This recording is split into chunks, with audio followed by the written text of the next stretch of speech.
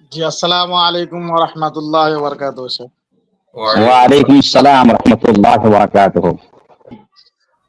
হজ কত প্রকার এবং কোন প্রকার হজ বেশি উত্তম? হজ প্রথমত হলো হজ তিন প্রকার। একটা হলো হজ্জে ইফরাদ, হজ্জে কিরান, হজ্জে তামাত্তু। হজ্জে ইফরাদ কাকে বলে, হজ্জে কিরান কাকে বলে, হজ্জে তামাত্তু কাকে বলে? হজ্জে ইফরাদ হলো শুধু সে হজ করবে, এটি উমরার নিয়ত করবে না আর আলাদা করে উমরাও করবে না। দ্বিতীয় হলো হজ্জে তামাত্তু। হজ্জে তামাত্তু হলো যে একই সফরে, অর্থাৎ সে হজ করতে যাবে এবং সেই সফরে সে উমরাও করবে প্লাস হজ করবে।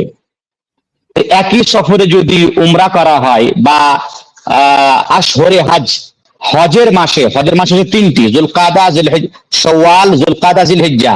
শাওয়াল, যুলকাদা, জিলহিজ্জা মাসে কেউ যদি উমরা করে আর সেই মাসে যদি ওই সফরে যদি সে হজ করে, তাহলে এটাকে বলা হয় হজ্জে তামাত্তু।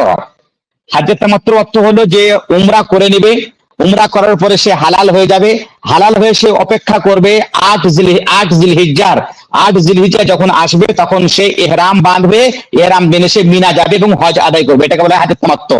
তামাত্তু মানে হলো কি লাভ অর্জন করা, লাভ অর্জন করা।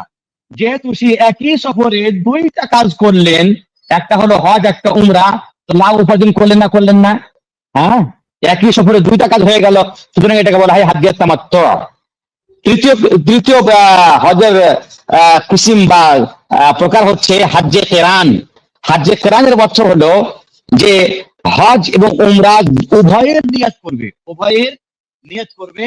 আল্লাহ রাব্বুল আলামিন তাকে হজ এবং উমরার নিয়ত করলে পারে ওকে উভয়ের নেকি দান করবেন।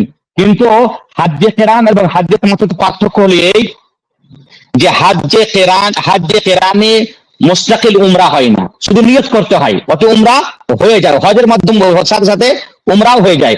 কিন্তু হজ্জে তামাত্তুতে বিশেষ করে উমরা করতে হয়, তারপরে হজ করতে হয়।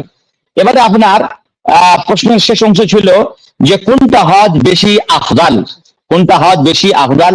এই ব্যাপারে উলামায়ে কেরামদের মতভেদ রয়েছে। কেউ কেউ বলেছেন, ইমাম মালিক বলেছেন যে হজ্জে ইফরাদ আফদাল, ইমাম আবু হানিফা রাহমাতুল্লাহ আলাইহি বলছেন হজ্জে কিরান আফদাল, ইমাম শাফিঈ রাহমাতুল্লাহ আলাইহি বলছেন হজ্জে তামাত্তু আফদাল। হ্যাঁ, তো কেউ যদি হাজি নিয়ে যায়, কেউ যদি মক্কা যায় আর তার সাথে সাথে যদি কুরবানি, যেটাকে আমরা কুরবানি বলি ওটাকে আসলে হাদি বলে, যদি সে নিজের বাড়ি থেকে হাদি নিয়ে যায় তাহলে তার জন্য আফদাল হবে হজ্জে কিরান করা।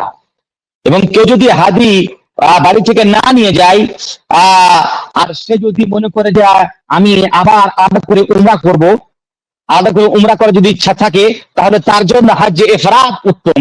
এবং তার জন্য সে যদি হজ করা তার জন্য সম্ভব হয়, তারপর উমরা করা সম্ভব হয়, আর সে ইচ্ছা রাখে যে আমি আবার উমরা করব বা উমরা করতে আসবো, তাহলে তার জন্য হজ্জে ইফরাদ করা উত্তম। কিন্তু কেউ যদি হজ করতে যায় আর তার বাড়ি যদি অনেক দূরও হয় আর সে যদি মনে করে যে আমার জন্য আসা সম্ভব নয়, তাহলে আর সে যদি হাদিও না নিয়ে যায় সাথে, তাহলে তার জন্য হজ্জে তামাত্তু করা আফদাল। রাসূলুল্লাহ সাল্লাল্লাহু আলাইহি ওয়াসাল্লাম যখন সাহাবায়ে কেরামকে নিয়ে যখন হজ করতে এলেন, রাসূলুল্লাহ সাল্লাল্লাহু আলাইহি ওয়াসাল্লাম বললেন, হে লোকেরা, তোমরা মক্কা থেকে তোমরা হজ্জে কিরান করার উদ্দেশ্যে এসেছিলে, তোমরা হজ্জে তামাত্তু করে নাও, প্রথমে উমরা করে নাও, তারপর তোমরা পরে হজ করবা। আল্লাহ নবী হজ্জে তামাত্তু করার আদেশ দিলেন সাহাবায়ে কেরামদেরকে, বোঝা গেল হজ্জে তামাত্তু বেশি আফদাল। তারপরে আল্লাহ নবী নিজেই হজ্জে তামাত্তু করার ইচ্ছা জাগিয়েছিলেন বা ইচ্ছা প্রকাশ করেছিলেন। তিনি বলেছিলেন, লা ইস্তাকবালতু মাস্তাদবারতু লামা সুকতুল হাদিয়া, আমি যদি যে কথাটা আগে জানতে পারতাম, যে কথাটা পরে জানতে পারলাম, তো আমি হাদি নিয়ে আসতাম না, হাদি না নিয়ে আসলে পরে আমি হজ্জে তামাত্তু করতাম। সুতরাং বোঝা গেল কেউ যদি কারো যদি বাড়ি দূরে হয় আর সে যদি নিজের সাথে হাদি না নিয়ে যায়, তাহলে তার জন্য উত্তম হবে হজ্জে তামাত্তু করা। যারা আমরা ভারত, পাকিস্তান, বাংলাদেশ থেকে হজ করতে যাই, তাদের জন্য উত্তম হবে হজ্জে তামাত্তু করা, কারণ যে দ্বিতীয়বার যাওয়াটার সুযোগ অনেক কমই ঘটে, তাই তারা হজ্জে তামাত্তু করবে, যেভাবে রাসূলুল্লাহ সাল্লাল্লাহু আলাইহি ওয়াসাল্লাম নিজেই স্বয়ং হজ্জে তামাত্তু করার তিনি আশা আকাঙ্ক্ষা করেছিলেন। জি।